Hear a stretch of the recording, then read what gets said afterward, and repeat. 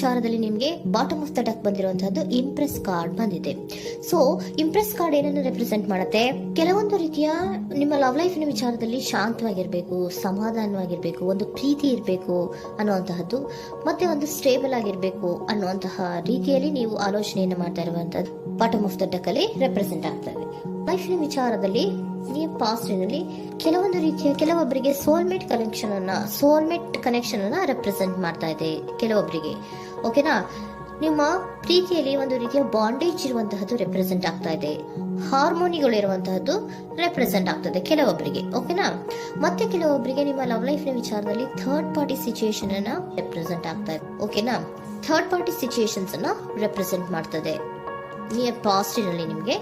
Next card ಬಂದಿರುವಂತಹದ್ದು page of swords ಬಂದಿದೆ. ಥರ್ಡ್ ಕಾರ್ಡ್ ಬಂದಿರುವಂತಹದ್ದು ಯಾವುದು? ನಿಮಗೆ ಪೇಜ್ ಆಫ್ ಸೋರ್ಟ್ಸ್ ಬಂದಿದೆ. ಸೊ ಕ್ಯೂರಿಯಾಸಿಟಿ ಇದ್ದಂತಹ, ನಿಮ್ಮ ಲವ್ ಲೈಫಿನ ವಿಚಾರದಲ್ಲಿ ಒಂದು ಕ್ಯೂರಿಯಾಸಿಟಿ ಇದ್ದಂತಹ, ಒಂದು ರೀತಿಯ ಬಾಂಡೇಜ್ ಇದ್ದಂತಹ, ಸ್ವಲ್ಪ ನೀವು ಮಾತಾಡಿರುವಂತಹ ಸಾಧ್ಯತೆಗಳು ರೀಸೆಂಟ್ ಪಾಸ್ಟ್ ನಲ್ಲಿ ರೆಪ್ರೆಸೆಂಟ್ ಆಗ್ತಾ ಇದೆ.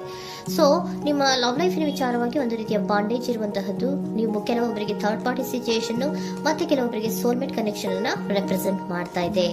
ಮತ್ತೆ ನಿಮ್ಮ ಲವ್ ಲೈಫಿನ ವಿಚಾರದಲ್ಲಿ ನೀವು ಮಾತಾಡಿರುವಂತಹದ್ದು ಕೂಡ ಕೆಲವೊಂದು ರೀತಿಯ ಮಾತುಕತೆಗಳು ಆಡಿರುವಂತಹದ್ದು, ಹೊಸ ಐಡಿಯಾಗಳನ್ನ ಮಾಡಿರುವಂತಹದ್ದು ಇಲ್ಲಿ ರೆಪ್ರೆಸೆಂಟ್ ಆಗ್ತದೆ. ಮೇ ಬಿ ನೀವು ಫ್ರೆಂಡ್ಸ್ ಗಳ ಮೂಲಕ ನೀವು ನಿಮ್ಮ ಪರ್ಸನ್ ಅನ್ನ ಭೇಟಿಯಾಗಿರಬಹುದು. ಯಾವುದೋ ಕೆಲವೊಂದು ಫಂಕ್ಷನ್ ಗಳಲ್ಲಿ ನೀವು ನಿಮ್ಮ ಪರ್ಸನ್ ಅನ್ನ ಭೇಟಿಯಾಗಿರುವಂತಹ ಸಾಧ್ಯತೆಗಳು ಇದೆ ಅನ್ನೋದನ್ನ ನಿಮ್ಮ ಪಾಸ್ಟ್ ನಲ್ಲಿ ರೆಪ್ರೆಸೆಂಟ್ ಮಾಡ್ತಾ ಇದೆ.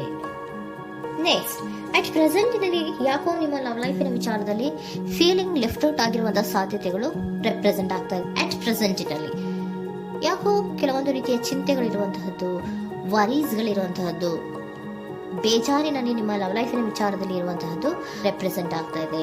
ಯಾಕೆ ಅಂದ್ರೆ ನಿಮ್ಮ ಲವ್ ಲೈಫಿನ ವಿಚಾರವಾಗಿ ಕೆಲವೊಂದು ರೀತಿಯ ಬದಲಾವಣೆಗಳಾಗ್ತಾ ಇರುವಂತಹದ್ದು ರೆಪ್ರೆಸೆಂಟ್ ಆಗ್ತಾ ಇದೆ. ಯಾಕೋ ಕೆಲವೊಂದು ಚೇಂಜಸ್ಗಳಾಗ್ತಾ ಇರೋದ್ರಿಂದ ನೀವು ಬೇಜಾರಿನಲ್ಲಿ ಇರುವಂತಹದ್ದು.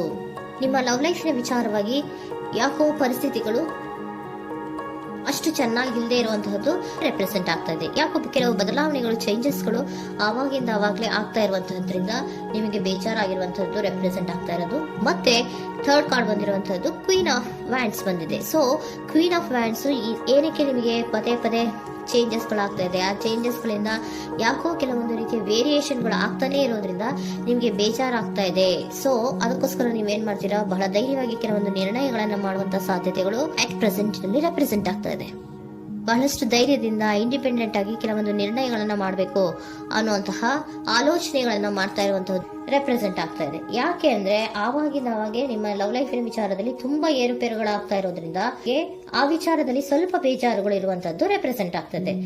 ಇನ್ ಇಮಿಡಿಯೇಟ್ ಫ್ಯೂಚರಿನಲ್ಲಿ ಯಾಕೋ ನೀವು ಕೆಲವೊಂದು ವಿಚಾರಗಳಲ್ಲಿ ನೋಡಿ ಆತಂಕ ಪಡ್ತಾ ಇರುವಂತಹ, ಎಗೇನ್ ಬೇಜಾರನ್ನ ಪಡ್ತಾ ಇರುವಂತಹದ್ದು, ನಿದ್ರಾಹೀನತೆಯನ್ನ ಮಾಡ್ಕೋತಾ ಇರುವಂತಹದ್ದು, ಸ್ಟ್ರೆಸ್ಸಿನಲ್ಲಿ ಇರುವಂತಹದ್ದು ರೆಪ್ರೆಸೆಂಟ್ ಆಗ್ತಾ ಇದೆ. ಕೆಲವೊಂದು ನಿರ್ಣಯಗಳನ್ನು ತಗೊಳ್ಳುವಂತಹ ಸ್ಟ್ರೆಸ್ಗಳಲ್ಲಿ ಇರುವಂತಹದ್ದು ಕೆಲವೊಬ್ಬರಿಗೆ ಯಾಕೋ ಇಮಿಡಿಯೇಟ್ ಫ್ಯೂಚರ್ ನಲ್ಲಿ ಕೂಡ ರೆಪ್ರೆಸೆಂಟ್ ಆಗ್ತಾ ಇದೆ. ಆದ್ರೆ ಫ್ಯೂಚರ್ ನಲ್ಲಿ ನೀವು ಏನ್ ಮಾಡ್ಬೇಕಾಗಿತ್ತು? ಸೊ ಕ್ವಿಕ್ ಥಿಂಕಿಂಗ್ ಅನ್ನ ಮಾಡ್ಬೇಕಾಗಿತ್ತು. ಕೆಲವು ವಿಚಾರಗಳ ಬಗ್ಗೆ ನೀವು ಫೋಕಸ್ ಅನ್ನ ಮಾಡ್ಬೇಕಾಗಿತ್ತು. ಏನಾಗ್ತಾ ಇದೆ ನಮ್ಮ ಲವ್ ಲೈಫಿನ ವಿಚಾರದಲ್ಲಿ ಅನ್ನೋದನ್ನ ಫೋಕಸ್ ಅನ್ನ ಮಾಡಿದ್ರೆ ನಿಮ್ಮ ಲವ್ ಲೈಫಿನ ವಿಚಾರದಲ್ಲಿ ಕೆಲವೊಂದು ರೀತಿಯ ಫುಲ್ಫಿಲ್ಮೆಂಟ್ಗಳು, ಸಮಾಧಾನಗಳು, ಖುಷಿಗಳು ಇರುತ್ತೆ. ಯಾವಾಗ ನೀವು ಫೋಕಸ್ ಅನ್ನ ಮಾಡೋದಿಲ್ವೋ ಆಗ ನಿಮ್ಗೆ ಮತ್ತಷ್ಟು ಆತಂಕಗಳು, ಬೇಜಾರುಗಳು ಆಗುವಂತ ಸಾಧ್ಯತೆಗಳು ಇದೆ. ಇದು king of swords, nine of swords ಇನ್ನ ಕ್ಲಾರಿಫಿಕೇಶನ್ ಕಾರ್ಡ್ ಅಷ್ಟೇ. ಅಂದ್ರೆ ಏನು? ನೀವು ಕೆಲವೊಂದು ವಿಚಾರಗಳಲ್ಲಿ ಫೋಕಸ್ ಅನ್ನ ಮಾಡಬೇಕು. ಲವ್ ಲೈಫಿನ ವಿಚಾರಗಳಲ್ಲಿ ಫೋಕಸ್ ಅನ್ನ ಮಾಡಿ ಕೆಲವೊಂದು ರೀತಿಯ ಆಕ್ಷನ್ಸ್ ಗಳನ್ನ ತಗೊಂಡ್ರೆ ಫುಲ್ಫಿಲ್ಮೆಂಟ್ ಗಳಾಗುವಂತಹ, ಸಮಾಧಾನಗಳಾಗುವಂತಹ, ಖುಷಿಗಳಾಗುವಂತಹ ಸಾಧ್ಯತೆಗಳು ಇದೆ. ಕರೆಕ್ಟ್ ಆಗಿ ಮಾತಾಡಬೇಕು. ಏನ್ ಮಾತಾಡಬೇಕು ನಿಮ್ಮ ಲವ್ ಲೈಫಿನ ವಿಚಾರವಾಗಿ ಕರೆಕ್ಟ್ ಆಗಿ ಮಾತಾಡಿ ಕೆಲವೊಂದು ರೀತಿಯ ಕ್ಲಿಯರ್ ಥಿಂಕಿಂಗ್ ಅನ್ನ ಮಾಡಿ ಕ್ವಿಕ್ ಆಕ್ಷನ್ಸ್ ಅನ್ನ ತಗೊಳ್ಳುವಂತಹದ್ದು ರೆಪ್ರೆಸೆಂಟ್ ಆಗ್ತಾ ಇದೆ. ಓಕೆನಾ? ಇದಿಷ್ಟು ನಿಮ್ಮ ಕಾರ್ಡ್ಸ್ ನ ರೀಡಿಂಗು. ನೆಕ್ಸ್ಟ್, ಏಂಜಲ್ ಗೈಡೆನ್ಸ್ ನಿಮ್ಗೆ ಏನ್ ಹೇಳ್ತಾ ಇದ್ದಾರೆ ಅನ್ನೋದನ್ನ ನೋಡೋಣ. ನಿಮ್ಮ ಲವ್ ಲೈಫಿನ ವಿಚಾರವಾಗಿ ಏಂಜಲ್ ಗೈಡೆನ್ಸ್ ಏನ್ ಕೊಡ್ತಾ ಇದ್ದಾರೆ? ವೇಟ್ ಅಂತ ಹೇಳ್ತಾ ಇದ್ದಾರೆ. ಸ್ವಲ್ಪ ತಾಳ್ಮೆಯಿಂದ ಇರೋ. ಅವಸರದಲ್ಲಿ ಯಾವ ನಿರ್ಧಾರವನ್ನ ಕೂಡ ಮಾಡಬೇಡ ಅನ್ನೋದನ್ನ ಏಂಜಲ್ ಗೈಡೆನ್ಸ್ ಕೊಡ್ತಾ ಇದ್ದಾರೆ. It's up to you. ಇದು ಎಲ್ಲ ನಿನಗೆ ಬಿಟ್ಟಿರುವಂತಹದ್ದು.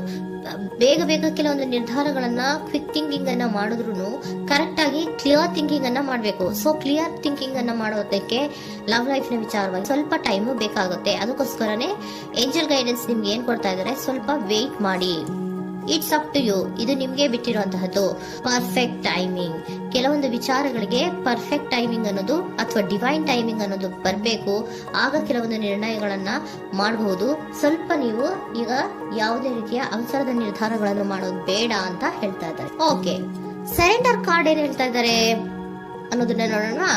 So surrender, frustration doesn't open any doors. The key to resolving a dilemma, dissolving a block, is to take a breath, center yourself and regroup, so may approach the situation more calmly. Frustration, ಹತಾಶೆ ಅನ್ನೋದು ಮಾಡ್ಕೋಬೇಡಿ. ಹತಾಶೆ ಮಾಡ್ಕೊಳ್ಳೋದ್ರಿಂದ ನಿಮ್ಗೆ ಯಾವುದೇ ರೀತಿಯ ಹೊಸ ಐಡಿಯಾಗಳು ಬರಲ್ಲ, ಹೊಸ ಥಿಂಕಿಂಗ್ಗಳು ಬರಲ್ಲ, ಕ್ಲಿಯರ್ ಥಿಂಕಿಂಗ್ ಅನ್ನ ಮಾಡಕ್ಕೆ ಸಾಧ್ಯ ಆಗಲ್ಲ. ಸೊ ಅದಕ್ಕೆ ನೀವೇನ್ ಮಾಡ್ಬೇಕು, ಫ್ರಸ್ಟ್ರೇಷನ್ ಅನ್ನ ಬಿಟ್ಬಿಟ್ರೆ ನೀವು ಸಮಾಧಾನವಾಗಿ ಯೋಚನೆ ಮಾಡಿ ಕೆಲವೊಂದು ನಿರ್ಧಾರಗಳನ್ನ ಮಾಡಿ ಅನ್ನೋದನ್ನ ಸರೆಂಡರ್ ಕಾರ್ಡ್ ಕೂಡ ನಿಮ್ಗೆ ಹೇಳ್ತಾ ಇದ್ದಾರೆ.